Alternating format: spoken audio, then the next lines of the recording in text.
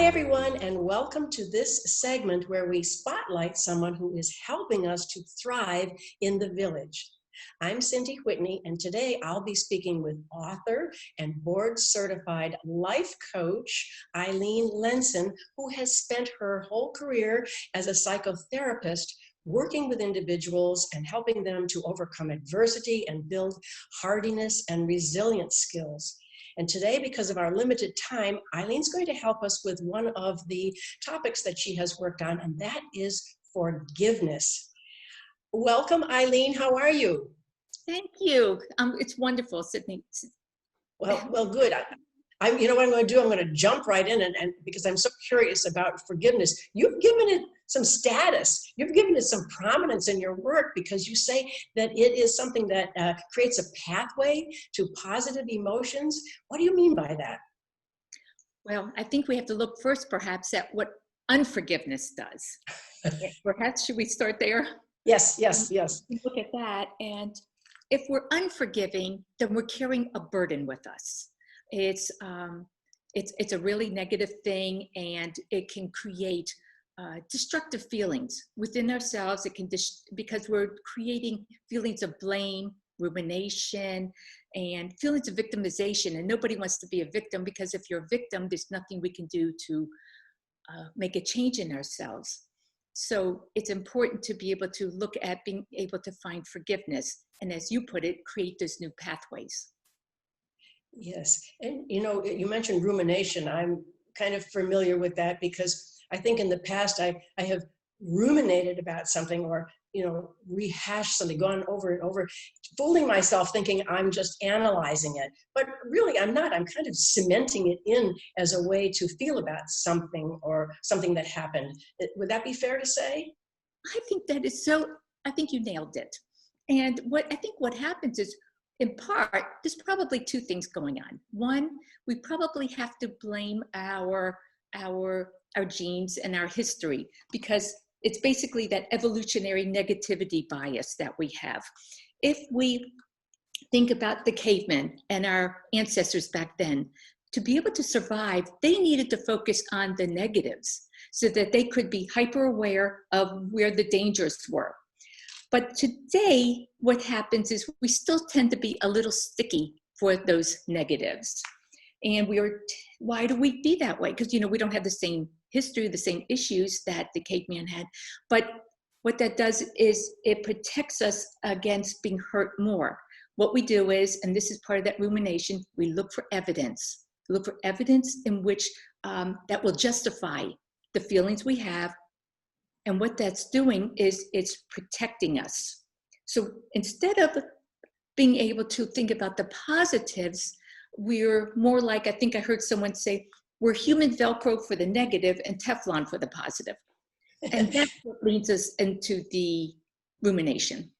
Well, that's interesting. I'm more inclined now to blame the cavemen. I was really more inclined to blame my family because I think we all are having these behaviors modeled for us, whether we are forgiving or non-forgiving in situations, whether we manage anger or we don't manage anger in situations. I joked with you at one point. I said, I think it was on our family crest, never forgive, because it was a dynamic that that my family embraced when I was growing up. So it's kind of interesting. You have to break away from those behaviors, though. That's the important work that we do. You're right. Sometimes it is modeled by our family, and they have taught us, or people around us, significant others. Basically, what they've taught us is when we get angry, kind of keep your finger on that anger button, but it gets jammed. And then what happens is it's jammed in the on button, in the on position, and our anger just escalates and escalates. And so then you're getting into that, you bypass anger, get into that rumination, where it's all backward thinking. So we're focused on all the things that happen negatively, and if we're focusing on the past, the back, we're not able to plan for the future. We're missing what's happening today, the positive experiences. That makes such good sense. We in Thrive started out for the year of 2020 as the year of kindness. And forgiveness is related to kindness, isn't it? How can we add to our feelings of kindness? And a lot of people have done many, many things for many people during this year, this extraordinary year. How does forgiveness relate to that? Okay, kindness is very healing, particularly it's a personal thing that we think of being kind to others, but it's about being kind to ourselves as well. If we think about the anger that we hold towards an offender, or that rumination, which is anger on steroids, basically runaway anger, then we need to think about what we can do to stop that. And if we realize that it's all, we have control, we have total control over it. It's all in our heads. If we can control what we're thinking about, then we'll realize we have choices in terms of how we feel and how we act. And so it's kind of lends itself to think about like neuroplasticity, which is this thing like they realized about 50 years ago that our brains are sort of flexible, they're sort of plastic. They're not totally formed, so we don't have to be all like the genes that we got from our mother and father, but we can influence these things called like neural pathways. Those negative thoughts become very entrenched in our brain. It's like the highway, and you're used to going over it. More you go over it, the more familiar it is. You don't even think about it when you're driving up the highway. Sometimes you're so comfortable. Well, those are negative thoughts that we're developing a comfort level with. That's a concern. So we have to halt that never-ending suffering that we're experiencing at the hands of someone else or an event, and regain control for ourselves. And we do so by that self-kindness that you're talking about, establishing positive thoughts. And it's going to be hard sometimes because understandably we're going to bounce back to the yeah but they said and all those negatives.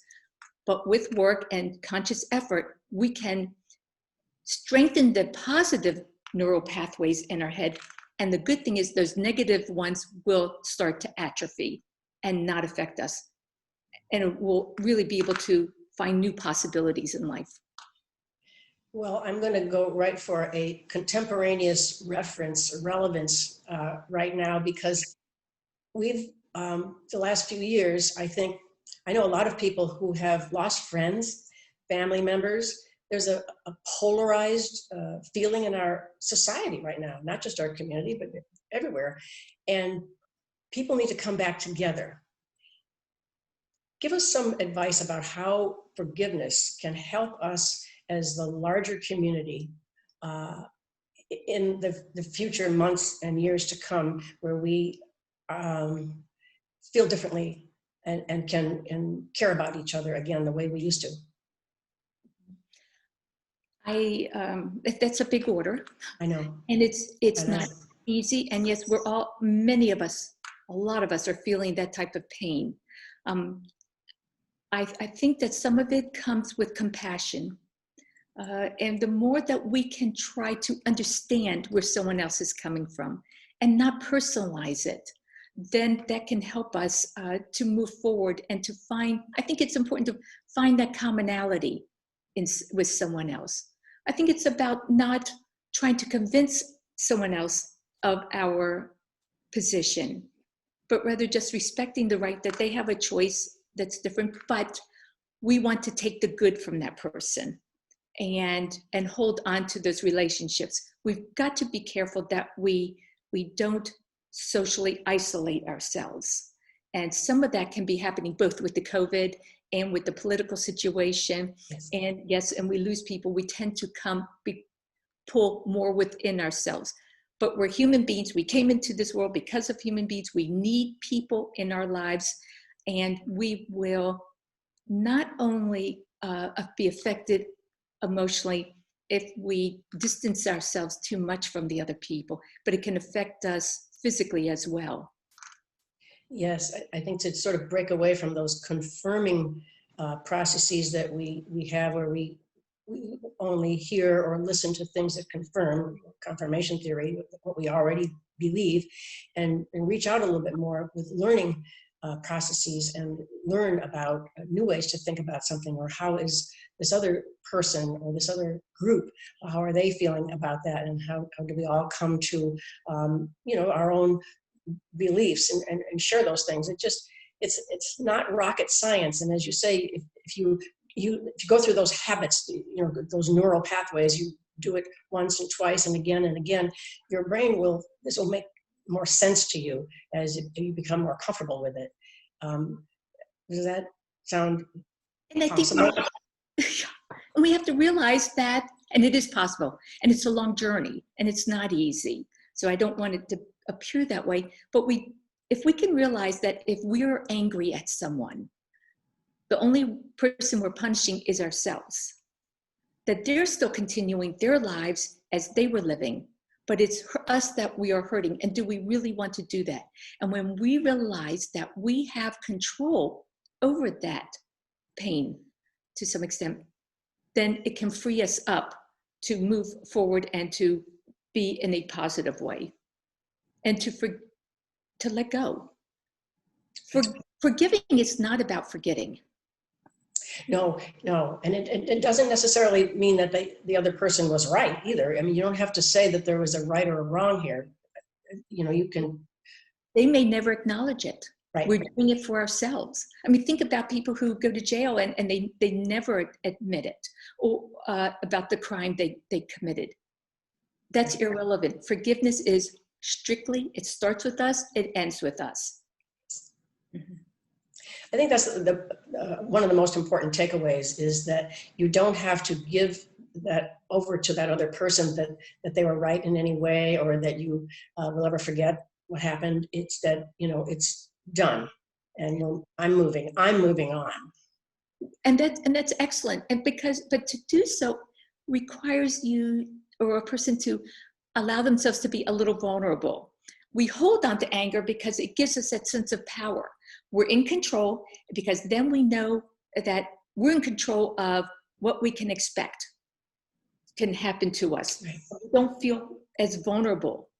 And so it's hard to break that shield, that protective shield that we put up there. The trouble is it's isolating. It is, and it's unhealthy. I mean, to constantly be angry at someone, and that it's like that old thing that they say, you take the poison and hope the other person dies. I mean, that doesn't even make any kind of sense. You're the one that's harboring all of this anger and resentment, and the other person doesn't even know about it. So, what is the point of it? So, and it is unhealthy. So, it's funny when you said let it go. I was so happy to see the movie Frozen come out, because I thought, now there's an opportunity for parents to talk with their children about not hanging on to grudges or harboring, things that, anger with somebody. Let it go. And I thought, what a brilliant thing to do for a whole generation of children, to say, just let something go. And I'm sorry, because I know you're never going to get that song out of your head today. But it's something that we need to teach our children. Yes, but I think there's a bigger package in that too. Teaching them to let it go is not, you don't want to pair that with necessarily trusting that person again. Right. Because it may be, and it's not to forget. Right. Sometimes remembering enables us to protect ourselves and not get hurt again. Right. And trust needs to be earned. So maybe we still want to forgive that person and let it go, but not to put ourselves in an at-risk situation to be hurt. Yes. Well, is there, I know the topic of forgiveness takes up many, many, many pages in your wonderful book that we will also show a copy of your book on the screen. It's terrific. And we're going to be covering the other topics that you have. We have courage, perseverance, persistence, and hope are the other topics, and we'll be covering those as well. But are there any strategies that you could give people right now as they're living their day-to-day lives, that relate to forgiveness and good mental health and happiness? I think you touched on it in part by saying the self-kindness. Decide you're going to start there and realize that although you can't change the past, and we're never going to remove likely all that pain and that hurt, we do have a choice starting today to do something different. And part of that self-kindness is don't expect everything all at once. look at it in baby steps. Maybe write down a list so that you can reflect on it about some of the positive things that we did for ourselves. Perhaps there's different things that one can do, such as change the end of your sentences. Like if we're thinking about all the negatives and, you know, all that ruminating and that's that downward spiral that it takes us on, you can have that thought, but then you have to balance it with, but I'm appreciative that I have whatever. And also being able to look at things in a broader perspective helps. I think you were touching on that somewhat in terms of maybe establishing some pity for the person. Like that perhaps they are going through life bringing about this type of pain when things could be so different for them. And they didn't have to lose you in that process or that relationship. So pity for that individual, understanding, if you understand a little bit more about their broader upbringing or who they are, realize that how could we expect, knowing what we know about that person, how could we have expected anything different of that person? I think that that's great. That those are little things that we can be doing all the time to just keep us aware of that, you know, the fact that we could be misunderstanding or misinterpreting somebody. You know, we can contribute to that positivity too by reframing the way we speak to people, you know, some of the terms that we use or the tone that we take, things like that. Are we projecting something where someone might misunderstand us? So, you know, it's a two-way street.